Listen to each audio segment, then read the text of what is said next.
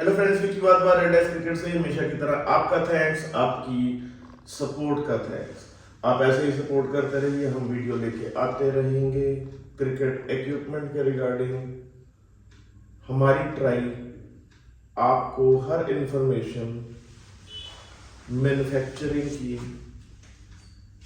पहुंचाने का, आप ऐसे ही सपोर्ट करते रहिए।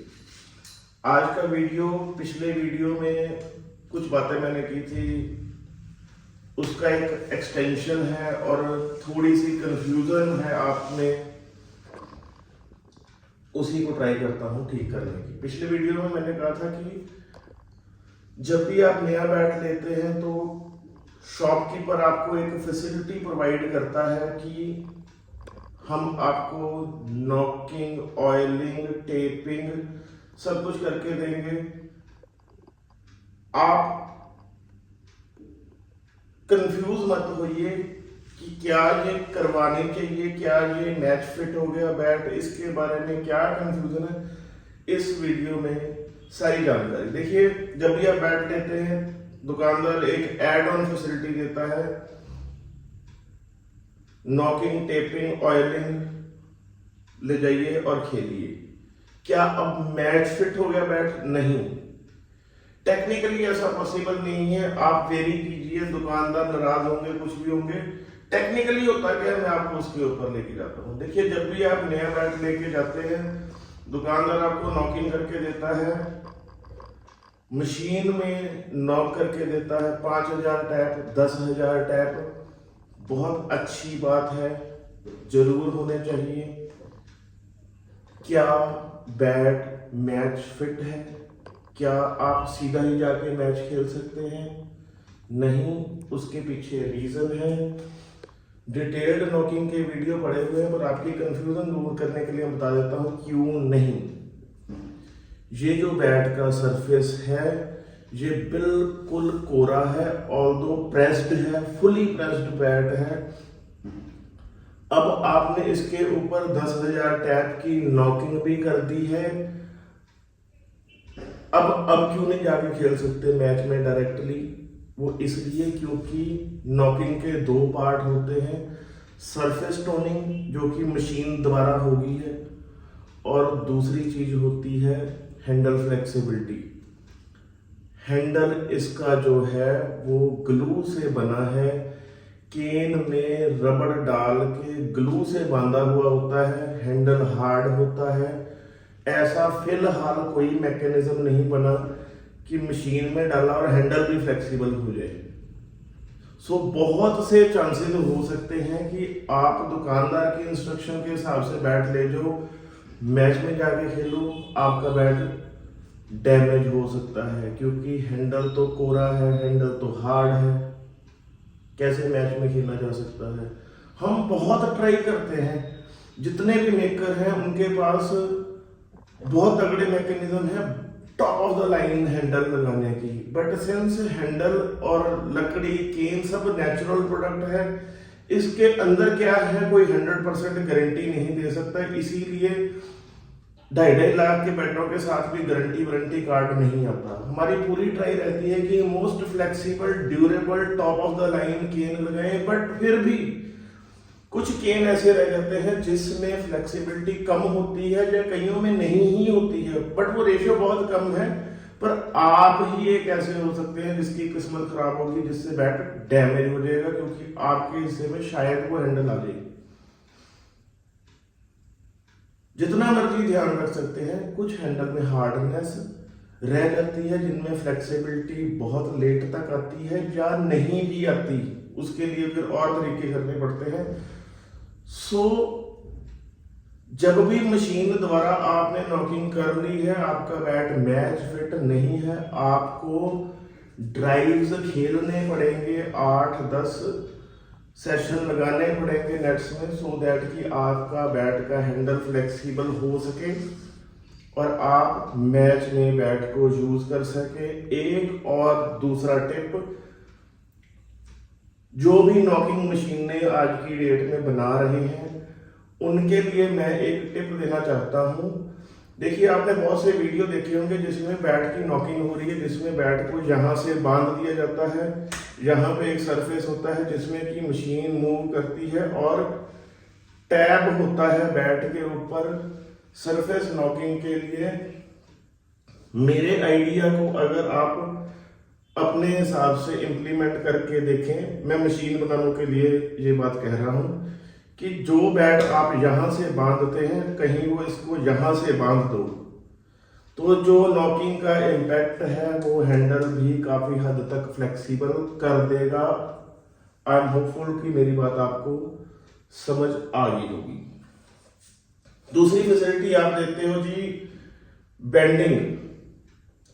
देखिए बेंडिंग जो आप नए बैट के ऊपर चढ़ा के दे देते हो, ओवर प्रोटेक्टिव कर देते हो। बैट महंगे होते हैं कि जी आपका बैट टूटेगा नहीं, आप नए बैट के ऊपर ही बैट चढ़ा के दे देते हो, नुकसान करते हो आप बैट का, क्योंकि जितनी भी आपने नॉकिंग करके दी है 5,000 10,000 टैप की, वो मैक्सिमम बैट में से नहीं निकला है। बैट की स्ट्रोक अभी और बढ़नी थी, अभी और ऊपर जानी थी, पर आपने बेंडिंग करके इसका सरफेस बांध दिया। सरफेस बंधने से जो बैट की स्ट्रोक है वो वहीं पे स्टक होगी, वो और इम्प्रूव नहीं होगी, जो कि काफी ऊपर तक जा सकती थी। बहुत से लोग कहते हैं नहीं यार ऐसा फर्क नहीं पड़ता, वो ऐसा इसलिए आपको फील नहीं होता क्योंकि उसमें आपने एक्सट्रीम देखा ही नहीं उस बैट में कि उसमें कितना और आ सकता था। जब भी बैट नया होता है उसके ऊपर बॉल लगती है, बैट का सरफेस हल्का सा एक्सपैंड होता है जो दिखता नहीं है, जिससे ग्रेनें खुलती हैं और बैट का स्ट्रोक बनता है। आप पहले ही बेंडिंग कर देते हो, बैट का स्ट्रोक वहीं पे ही रुक जाता है। सीरियसली बेंडिंग नहीं एडवाइज्ड है। अब तीसरा आ गया जी ऑयलिंग। ऑयलिंग का तो जी छोड़ो, क्या उसके बारे में मैं बड़े डिटेल्ड वीडियो रखे हुए हैं शायद हमारे चैनल में, पहला दूसरा वीडियो जिसमें ऑयलिंग के बारे में सारा कुछ बताया गया है। ऑयलिंग बैट के लिए कोई मस्ट चीज नहीं है और ना ही वो जरूरी है। क्यों होती थी, क्या होती थी, ये सारी चीजें डिस्क्राइब की हुई हैं। ऑयलिंग से बैट के सरफेस को नुकसान ही होता है, जिसका मोटा मोटा नुकसान ये होता है कि ऑयलिंग के बाद जो हल्का फुल्का आपके बैट की लाइफ साइकिल में बैट में डैमेज आता है, आप उसको ग्लू नहीं कर सकते, आप उसको टेप नहीं कर सकते। और ऑयलिंग जो आप 2 ड्रॉप डालते हो ऐसे हाथ से मल दिए, यकीन कीजिए जब रंदे का एक स्ट्रोक बजता है नीचे से फिर ड्राई वुड आ जाती है। एक बाल जितनी ऑयल्ड क्रस्ट बैट की परफॉर्मेंस में क्या इंप्रूवमेंट ला देगी, थोड़ा दिमाग ला के सोचिए।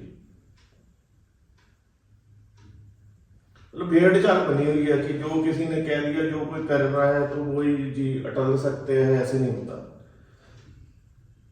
ऑयलिंग अवॉइड कीजिए, ऑयलिंग की जरूरत नहीं होती है। ऑयलिंग क्या थी, क्यों थी, कैसे थी, देखिए जाके चैनल पे पहला दूसरा वीडियो पड़ा हुआ है। अब करें क्या, दुकानदार मेरे को थैंक यू करें, किस लिए?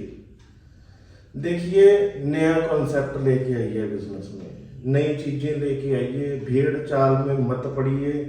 जो चला हुआ है तो चालू काम मत कीजिए, कुछ अलग और सही कीजिए। 2-2 लाख के, 2.5 लाख के, 1.5 लाख के बैट आप बेचते हो,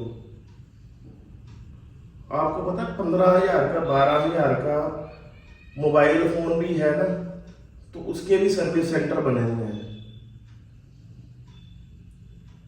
कीजिए कुछ ना कुछ ऐसा मैकेनिज्म बनाइए, कस्टमर्स के सर्विस कार्ड, जिस चीज की जब जरूरत है तब करके दीजिए। सर्विस कार्ड बना के दीजिए, नॉकिंग करके दीजिए। कस्टमर को मिसलीड मत कीजिए कि जाओ मैच खेलो, या कहो कि हम रिप्लेसमेंट देंगे अगर इस दौरान टूट गया तो। नहीं कह सकते आप, क्योंकि आपको भी पता है कि फुल नॉकिंग नहीं हुई। करें क्या, नॉकिंग कर दीजिए, सर्विस कार्ड बनाइए, 1 महीने बाद, 3 महीने बाद, 6 महीने बाद कस्टमर को दोबारा बुलाइए बैट के साथ। दोबारा नॉकिंग की जरूरत है, बैट नहीं खुल रहा है, उसको फिर एक बार नॉक कर दीजिए। बैट के टो में कोई हल्की फुल्की प्रॉब्लम है तब बेंडिंग कीजिए। बैट के शोल्डर में हल्के फुल्के क्रैक शुरू हो गए हैं, उसको फिक्स करके दीजिए। ये सारी चीजें सर्विस कार्ड के ऊपर लिख के दीजिए। दूसरे शहरों में बैट बेचते हैं, कंपनीज को चाहिए कि कुछ ऐसा मैकेनिज्म करें, जहान भर के बैट रिपेयर वाले हैं तकरीबन हर बड़े शहर में, छोटे शहर में, क्या टॉप क्लास है, ऐसे बंदे लोकेट कीजिए। भाई 1.5 लाख के बैट बेचते हो आप,